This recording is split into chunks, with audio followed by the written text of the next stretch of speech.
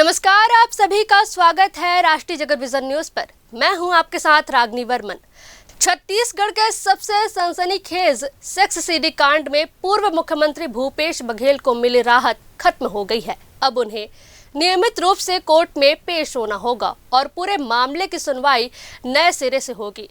मार्च 2025 में सीबीआई की विशेष अदालत ने पूर्व मुख्यमंत्री भूपेश बघेल को सभी आरोपों से बरी कर दिया था, लेकिन अब सेशन कोर्ट ने माना है कि मामले में दोबारा ट्रायल जरूरी है।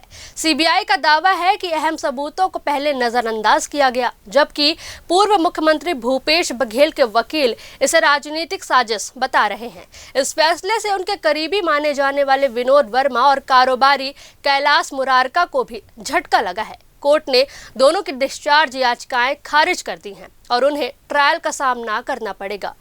2018 में यही मामला कांग्रेस के लिए सत्ता का टर्निंग पॉइंट बना था, जब भूपेश बघेल की गिरफ्तारी के बाद प्रदेश में मैं भी भूपेश हूं का नारा गूंजा था।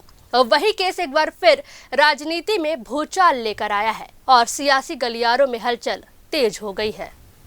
फिलहाल इस खबर में बस इतना ही। देश प्रदेश की खबरों से अपडेटेड रहने के लिए हमारे चैनल को सब्सक्राइब करें और नए खबरों के नोटिफिकेशन के लिए बेल आइकॉन जरूर दबाएं। नमस्कार।